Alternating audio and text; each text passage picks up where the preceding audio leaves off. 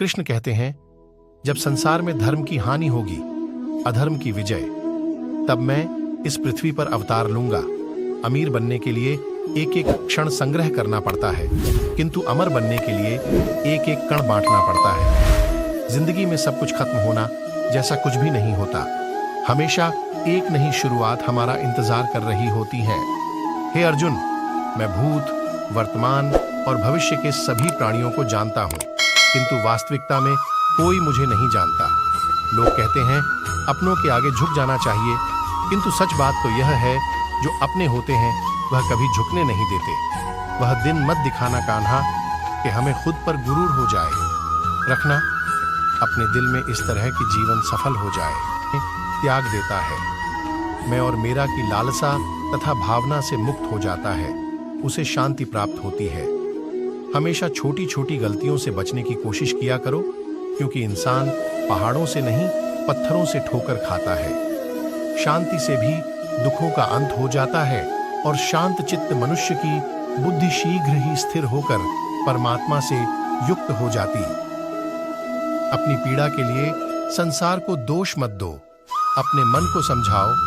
तुम्हारे मन का परिवर्तन ही तुम्हारे दुखों का अंत है।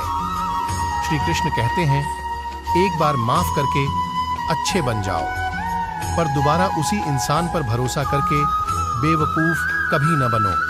इच्छा पूरी नहीं होती तो क्रोध बढ़ता है, और इच्छा पूरी होती है तो लोभ बढ़ता है। इसलिए जीवन की हर स्थिति में धैर्य बनाए रखना। अगर तुम अपना कल्याण चाहते हो तो सभी उपदेशों, सभी धर्मों को छोड़कर मेरी शरण में आ जाओ। मैं तुम्हें मुक्ति प्रदान करूंगा। जो हुआ अच्छा हुआ, जो होगा अच्छा होगा। स्वयं को मुझ पर छोड़ दो, अपने कर्म पर ध्यान दो।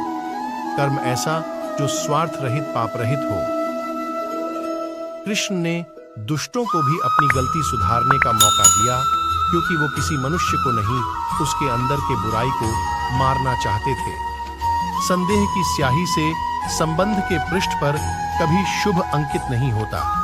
इसलिए अपने मन के विचार और संबंधों का आधार दोनों ही शुभ रखें। मोहग्रस्त होकर अपने कर्तव्य पथ से हट जाना मूर्खता है, क्योंकि इससे ना तो तुम्हें स्वर्ग की प्राप्ति होगी और ना ही तुम्हारी कीर्ति बढ़ेगी।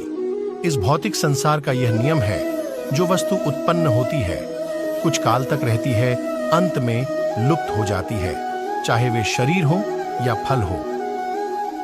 यदि कोई व्यक्ति प्रेम से, भक्ति से पुष्प, फल, जल भी मुझ पर चढ़ा दे, तो उसी भाव से उसे स्वीकार करता हूं। वह मेरा प्रिय भक्त होता है। उससे मत डरो, जो वास्तविक नहीं है, न कभी था न कभी होगा। जो वास्तविक है वो हमेशा था, और उसे कभी नष्ट नहीं किया जा सकता। जीवन में आधे दुख इस कारण जन्म लेते हैं क्योंकि हमारी आशाएं बड़ी होती हैं। इन आशाओं का त्याग करके देखो, जीवन में सुख ही सुख है। अपने परम भक्तों, जो हमेशा मेरा स्मरण या एक चित्त मन से मेरा पूजन करते हैं, मैं व्यक्तिगत रूप से उनके कल्याण का उत्तरदायित्व लेता हूं। जन्म लेने वाले के लिए मृत्यु उतनी ही निश्चित है जितना कि मृत होने वाले के लिए जन्म लेना। इसलिए जो अपरिहार्य है उस पर शोक मत करो। श्री कृष्ण ने कहा है, अगर तुम्हें किसी ने दुखी किया है तो बुरा मत मानना। लोग उसी पेड़ पर पत्थर मारते हैं जिस पेड़ पर ज्यादा मीठे फल होते हैं। अंत काल में जो मनुष्य मेरा स्मरण करते हुए देह त्याग करता है, वह मेरी शरण में आता है। इसलिए मनुष्य को चाहिए कि अंत काल में मेरा चिंतन करें। यह सच बात है कि भूल करके इंसान कुछ सीखता है, परंतु इसका यह मतलब नहीं कि वह जीवन भर भूल करता रहे और कहे कि हम सीख रहे हैं। कृष्ण कहते हैं, इस जगत में मनुष्य भौतिक वस्तुओं का भोग कर सकता है। अगर वे चाहे तो सब कुछ छीन सकते हैं। मनुष्य कुछ भी नहीं कर सकता। स्वार्थ से रिश्ते बनाने की कितनी भी कोशिश करें, वो कभी नहीं बनते हैं। और प्रेम से बने रिश्तों को कितना भी तोड़ने की कोशिश करें, वो कभी नहीं टूटते। क्रोध से भ्रम पैदा होता है, भ्रम से बुद्धि व्यग्र होती है। जब बुद्धि व्यग्र होती है तब तर्क नष्ट हो जाता है। जब तर्क नष्ट होता है तब व्यक्ति का पतन हो जाता है। मां न तो जन्म लेती है न कभी मरती है और ना ही इसे कभी जलाया जा सकता है, ना ही पानी से गीला किया जा सकता है। आत्मा अमर और अविनाशी है। अगर व्यक्ति शिक्षा से पहले संस्कार, व्यापार से पहले व्यवहार और भगवान से पहले माता पिता को पहचान ले तो जिंदगी में कभी कोई कठिनाई नहीं आएगी। विषयों का चिंतन करने से विषयों की आसक्ति होती है, आसक्ति से इच्छा उत्पन्न होती है और इच्छा से क्रोध होता है, क्रोध से सम्मोहन और अविवेक उत्पन्न होता है। कृष्ण कहते हैं, जैसे प्राणी अपने पुराने कपड़ों उतारकर फेंक देता है, नए को धारण करता है, उसी प्रकार यह आत्मा पुराने शरीर से त्याग करके नया शरीर प्राप्त करती है। तुम उसके लिए शोक करते हो जो शोक करने के योग्य नहीं है और फिर भी ज्ञान की बातें करते हो। बुद्धिमान व्यक्ति ना जीवित और ना ही मृत व्यक्ति के लिए शोक करते हैं। मन की गतिविधियों, होश, श्वास और भावनाओं के माध्यम से भगवान की शक्ति सदा तुम्हारे साथ है और लगातार तुम्हें बस एक साधन की तरह प्रयोग कर सभी कार्य कर रही है। हर किसी के अंदर अपनी ताकत और अपनी कमजोरी होती है।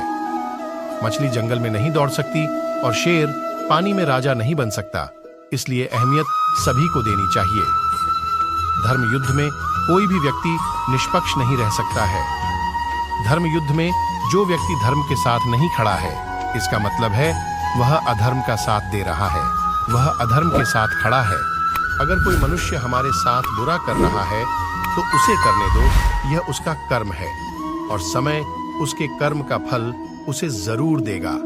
लेकिन हमें कभी भी किसी के साथ बुरा नहीं करना चाहिए, क्योंकि यही हमारा धर्म है।